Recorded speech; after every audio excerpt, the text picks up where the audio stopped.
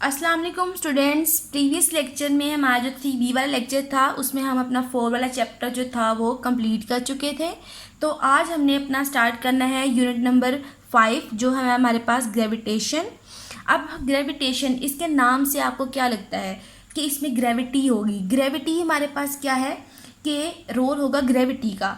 Gravity हमारे पास क्या है कि अर्थ की फोर्स जिसकी मदद से वो हर चीज़ों को, कायनात मतलब जितनी भी चीज़ें होती हैं अर्थ पर, उन सबको अपनी तरफ खींचती है। ठीक है, ग्रेविटी का इन्फ्लुएंस होगा। अब ये है कि ये कॉन्सेप्ट आया कहाँ से ग्रेविटेशन का। इसके पीछे एक हिस्ट्री ये दी जाती है कि एक दफ़ा आइजैक न्यूटन जो है वो ये सोच रहा था कि जो ये प्लैनेट्स हैं ये रिवॉल्व कैसे करते हैं। ठीक है, ये प्लैनेट्स जो है वो सन के जो है इर्द गिर्द किस तरह से रिवॉल्व करते हैं और अर्थ जो है वो सन के गिर्द किस तरह से रिवॉल्व करती है।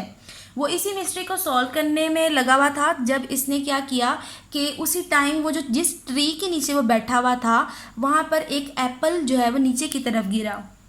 तो फिर उसने जो है वो उससे अज्यूम कर लिया, उस जो है जो एप्पल नीचे गिरा था उसने फिर वहाँ से एक रिज़ल्ट दिया था कि कायनात में मौजूद हर चीज़ दूसरी चीज़ को अपनी तरफ खींचती है।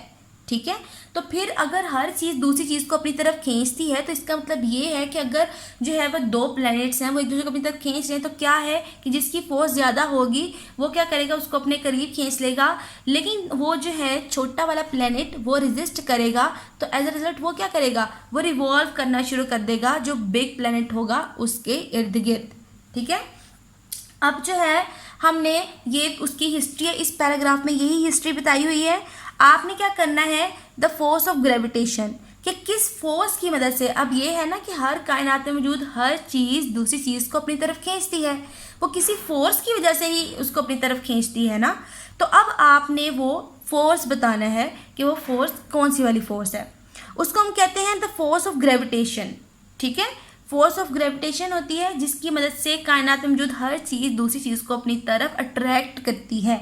ठीक है, अब जो है आपने यहाँ पर लॉ ऑफ ग्रेविटेशन करना है। ये जो है पैराग्राफ ये हिस्ट्री ही है तो ये हम नहीं पढ़ेंगे। जो आपके पास शॉर्ट क्वेश्चन आएगा या लॉन्ग क्वेश्चन आएगा वो आपके पास लॉ ऑफ ग्रेविटेशन से स्टार्ट होता है। ठीक है, आपने लॉ ऑफ ग्रेविटेशन आपको आता है कि शॉर्ट क्वेश्चन में state the law of gravitation, तो उसमें सिर्फ आप ये लिखते हैं ये पूरी की पूरी स्टेटमेंट पिंक वाली जो है और उसके बाद ये फॉर्मूला लिख देते हैं। ठीक है, F equals to capital G m1 m2 over d square. ठीक है, ये आपका शॉर्ट क्वेश्चन हो जाता है।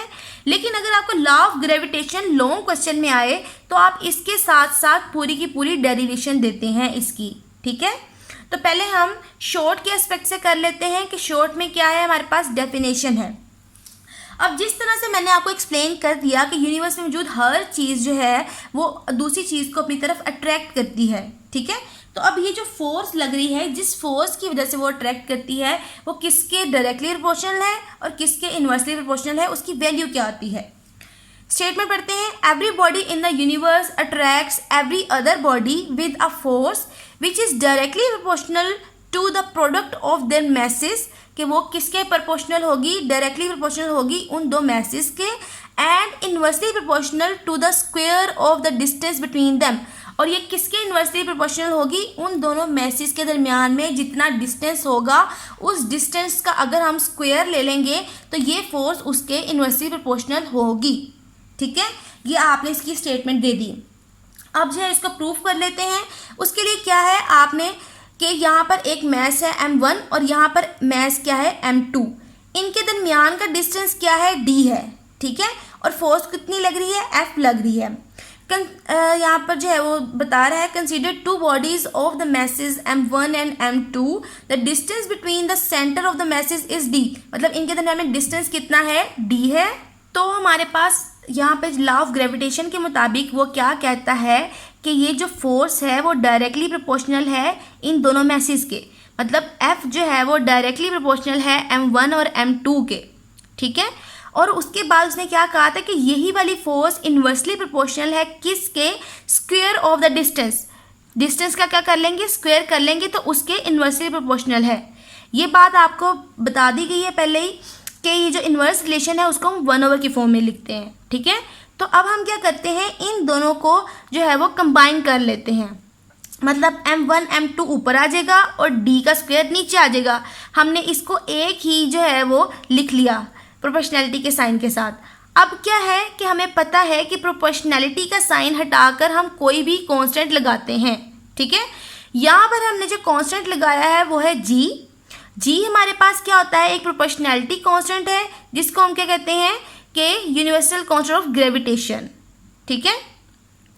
Here g is the proportionality constant. It is called the universal constant of gravitation. और इसकी वैल्यू कितनी होती है, इसकी वैल्यू होती है सिस्टम इंटरनेशनल में 6.673 इंटू 10⁻⁻11 न्यूटन मीटर स्क्वायर पर kg स्क्वायर, ठीक है। इसकी वैल्यू इतनी होती है। अगर आपको पूछ ले कि ग्रेविटेशनल कांस्टेंट क्या है तो आपने बताना है कि ये हमारे पास जो है वो इसकी वैल्यू इतनी होती है, ठीक है। ये प्रोपोर्शनैलिटी कांस्टेंट है जिसको हम यूनिवर्सल कांस्टेंट ऑफ ग्रेविटेशन भी कहते हैं, इसकी वैल्यू इतनी होती है, ठीक है। ये आपका यहाँ तक जो है वो कंप्लीट हो गया। अब जो है बात नेक्स्ट पैराग्राफ में क्या बताता है, due to small value of the G the gravitational force of the attraction between objects around us is very small. कि जी की वैल्यू कम होने की वजह से जो फोर्स है अराउंड द ऑब्जेक्ट्स जो है वो बहुत कम होगी और हम उसको फील भी नहीं कर सकते, ठीक है। इसकी वैल्यू बहुत कम है तो उसकी वजह से हम जो फोर्स है इर्द गिर्द वो हम इसको फील नहीं कर सकते। Since the mass of the earth is very large it attracts near by objects with a significant force. अब जो है अर्थ का मास ज़्यादा होने की वजह से वो क्या करता है, हर चीज़ को अपनी तरफ अट्रैक्ट करता है। अगर आप किसी चीज़ को ऊपर की तरफ उछालें तब भी वो ज़मीन की तरफ वापस ही आती है। इसका मतलब ये है कि अर्थ उसको अट्रैक्ट कर रहा होता है, ठीक है। This weight of an object on the earth is the result of gravitational force. ये किसके रिजल्ट में होता है, gravitational force of attraction between the earth and the object. ये किस वजह से है कि अर्थ और उस मैस के दरमियान में जो है अट्रैक्शन उसकी वजह से, ठीक है। ये आपके पास जो है आपने फर्स्ट लॉन्ग क्वेश्चन भी है और शॉर्ट क्वेश्चन मैंने आपको बता दिया, तो ये टॉपिक आपने इसको अच्छे से याद करना है। उसके बाद है जी रिलेशन क्या है लॉ ऑफ ग्रेविटेशन का और Newton's third law of motion का, ठीक है। ये आपने बताना है। इसमें क्या है कि अगर जो है एक बॉडी जो है वो m1 है, ठीक है, attracts toward it with a force m2। इस पैराग्राफ में उसने क्या रिलेशन बताया हुआ है कि जो आपके पास दो मैसेज हो गए m1 और m2, ठीक है। m1 जो है वो m2 को अट्रैक्ट कर रहा है एक फोर्स की मदद से, ठीक है। अब वो जो फोर्स है उसको उसने f कह दिया। अब जो है m2 भी जो है ना वो भी m1 को अट्रैक्ट कर रहा है अपनी तरफ, ठीक है। वो भी फोर्स लगा रहा है उसके ऊपर, वो उसकी फोर्स क्या है, f है, ठीक है। उसको हम आप f1 या f2 जो भी नाम दे रहे हैं। अब क्या है कि हमने जो है वो अगर जो है हम उसको एक्शन की फोर्स कह दें, F1 जो M1 M2 के ऊपर लगा रहा था उसको हम अगर एक्शन की फोर्स कह दें तो जो हमारे पास प्रोड्यूस हो रही है वो जो M2 M1 के ऊपर लगा रहा है वो वाली फोर्स हमारे पास क्या हो जाएगी, F2 हो जाएगी। मतलब वो क्या है हमारे पास उसके रिएक्शन के तौर पे वो फोर्स लगा रहा है, ठीक है। तो हमने Newton third law of motion भी यही पढ़ा था कि दो फोर्सेस जो हमारे पास क्या है एक्शन कि एवरी एक्शन हैज़ रिएक्शन, यही था कि हर एक्शन का एक रिएक्शन होता है। तो इसमें भी क्या हो रहा है कि वो F1 के नतीजे में F2 जो है वो हमें रिएक्शन मिल रहा है, ठीक है। ये इसका सारा रिलेशन है। अब इसको रीड कर लेते हैं। It is to be noted that mass m1 attracts toward it with a force F while mass m2 attracts m1 toward it with a force of the same magnitude but in opposite direction. If the force acting on m1 is considered as the action, then the force acting on m2 will be the reaction. यही मैंने आपको बताया है ना। The action and reaction due to force of the gravitation are equal in magnitude but opposite in direction। कि उनकी magnitude equal होगी लेकिन उनकी डायरेक्शन जो है वो ऑपोजिट होगी। This is the consistent with Newton's third law of motion, which states to every action there is always an equal but opposite reaction, ठीक है। ये इनका रिलेशन है आपस में। ये अगर आपको पैराग्राफ आ जाए तो आपने पूरा का पूरा ही लिखना होगा इसको, ठीक है। नेक्स्ट टॉपिक है वो आपका ग्रेविटेशनल फील्ड का। तो वो हमारे पास क्या है, according to the Newton's law of gravitation हमारे पास ग्रेविटेशनल फोर्स जो है जिसकी मदद से अर्थ और जो है अट्रैक्ट करती है ऑब्जेक्ट को, ठीक है, वो हमारे पास क्या होगी, फोर्स किसके दरमियान में, अर्थ और द ऑब्जेक्ट के दरमियान में, वो हमारे पास किस तरह से निकलेगी। हमें जो पता है यहाँ पर आपने पीछे जो लॉ ऑफ ग्रेविटेशन प्रूफ किया था वो क्या था आपके पास, F equals to capital G m1 m2 over d square, यही आपने प्रूफ किया था। अब हमने क्या उसको ट्रांसफॉर्म कर दिया कि ये जो हमारे पास ऑब्जेक्ट था उसकी हमारे पास जो है वो उसका मैस कितना था, m था, और अर्थ का mass me mass of the earth, ठीक है, और रेडियस जो हमारे पास वो उसका डिस्टेंस है, ऑब्जेक्ट का जो है अर्थ से जो डिस्टेंस है वो उसके रेडियस के इक्वल होगा, ठीक है। तो हमने d को रिप्लेस कर दिया r स्क्वायर से, g वैसे ही रहा। तो हमारे पास जो लॉ ऑफ ग्रेविटेशन था उसको हमने इस तरह से ट्रांसफॉर्म कर दिया कि F equals to capital G me divided by r square, ठीक है। ये हमारे पास जो है हमने उसको फोर्स को इस तरह से लिख दिया। नेक्स्ट है जी हमारे पास कि me बता रहा है, को me आपके पास क्या है, m is the mass of the earth and r is the distance of the body from the centre of the earth, ठीक है। अब जो है आपके पास नेक्स्ट वाले पैराग्राफ में वो क्या बताता है कि the weight of the body is due to the gravitational force, कि वेट जो है बॉडी का वो किस वजह से होता है, ग्रेविटेशनल फोर्स की वजह से होता है, जिसकी मदद से अर्थ जो है वो बॉडी को अट्रैक्ट करती है। अब ग्रेविटेशनल फोर्स हमारे पास क्या है, is a non contact force, मतलब कि वो जो उसके कॉन्टैक्ट में नहीं आती बॉडी के, लेकिन क्या है कि फिर वो एक्ट करती है उसके ऊपर, ठीक है। इसी एग्जांपल वो किस तरह से देता है कि अगर जो है आप एक देख लें कि आपने एक बॉडी जो है वो ऊपर की तरफ फेंकी हुई है, तो ऊपर जाते वक्त क्या होगा कि उसकी वेलोसिटी जो है वो डिक्रीज करती है और नीचे आते वक्त उसकी वेलोसिटी जो है वो इंक्रीज करती है, ठीक है। और ये किसकी वजह से होता है, ये होता है ग्रेविटेशनल पुल की वजह से अर्थ के, ठीक है, जो कि एक्ट कर रहा होता है किसके ऊपर, बॉडी के ऊपर। इस जो है हमारे पास क्या है कि earth acting on the body whether the body is in contact with the earth और नॉट, कि वो अर्थ के कॉन्टेक्ट में है या नहीं है, फिर भी उसके ऊपर जो फोर्स लग रही है उसको हम कहेंगे फील्ड फोर्स, उसको क्या कहेंगे, फील्ड फोर्स कहेंगे। और ये भी अज्यूम किया जाता है that the gravitational field exist all around the अर्थ, की ग्रेविटेशनल फील्ड जो है वो पूरी अर्थ के इर्द गिर्द होती है, ठीक है। उसके बाद और ये जो आपके पास फोर्स है इसकी डायरेक्शन कहाँ पे होती है, सेंटर ऑफ द अर्थ की तरफ होती है।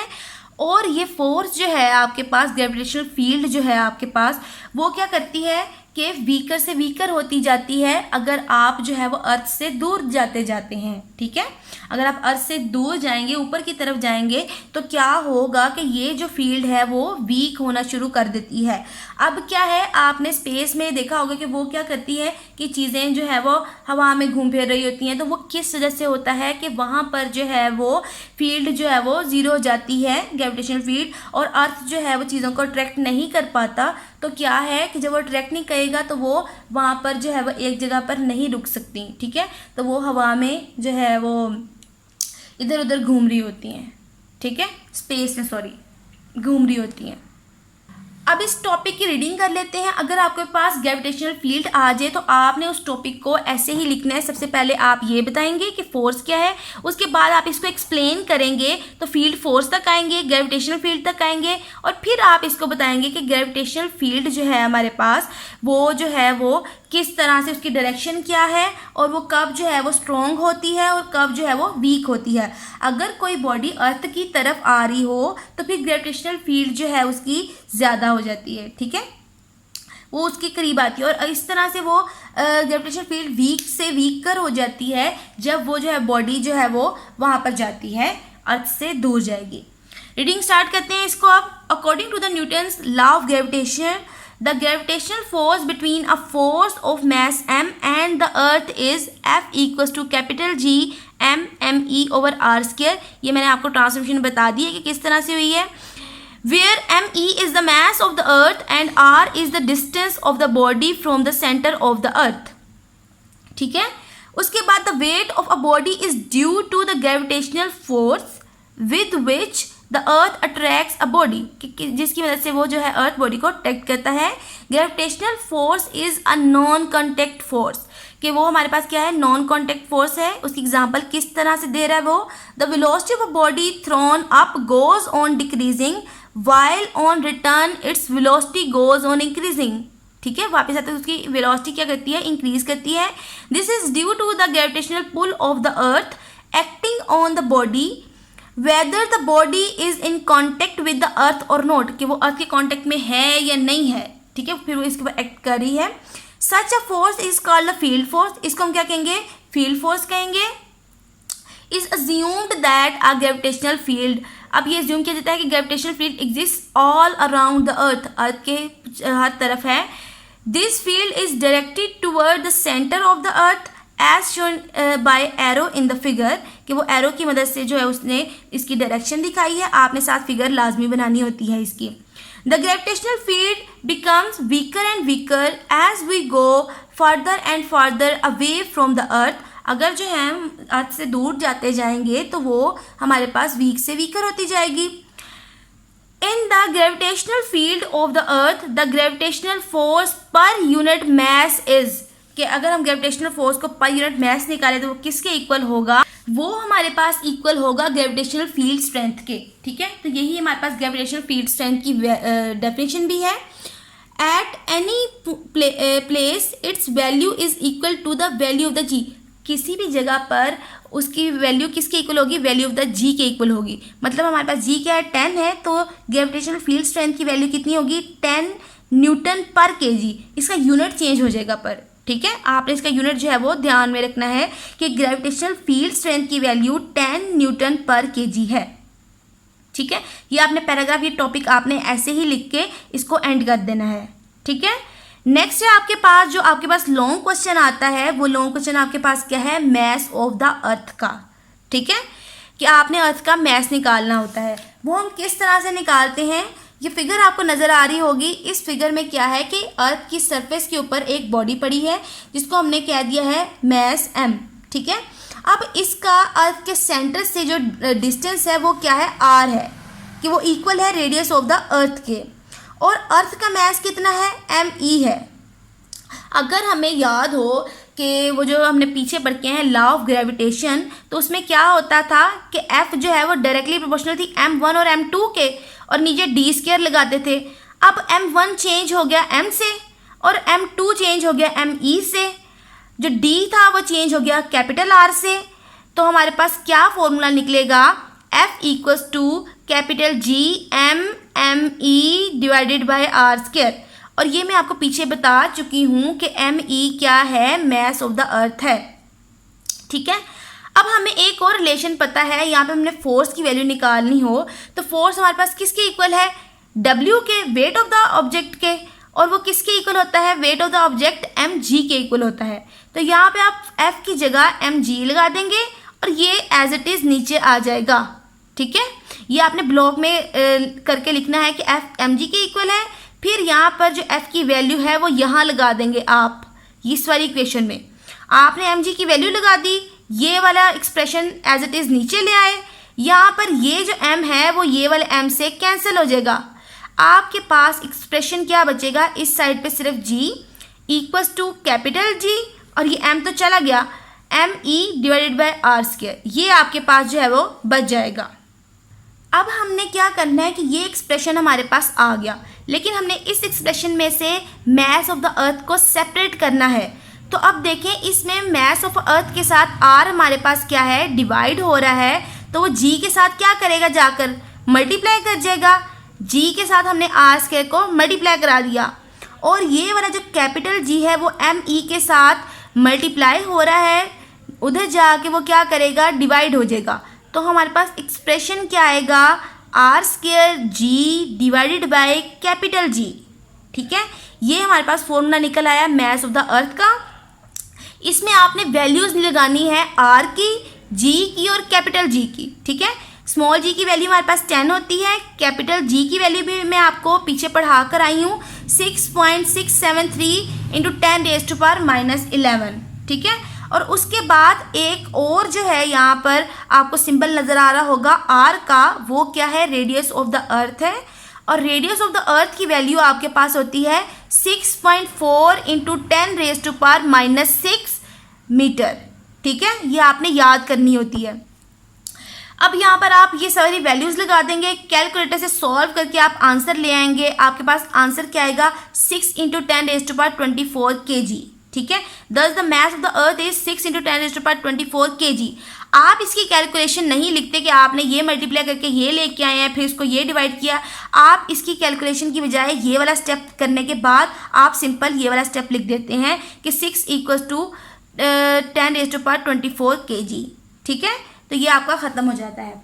अब इस जो है लेक्चर में मैंने आपको दो लॉन्ग पढ़ाए हैं, एक है आपके पास मास ऑफ द अर्थ, एक आपके पास लॉ ऑफ ग्रेविटेशन।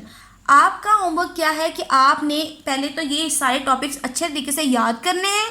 उसके बाद जो है आपने ये जो दो लॉन्ग हैं, मास ऑफ द अर्थ वाला और लॉ ऑफ ग्रेविटेशन वाला, इसको आपने अपनी नीट कॉपीज़ पर अच्छे तरीके से लिखना है। ठीक है, स्टे ब्लेस्ड, अल्लाह हाफिज़।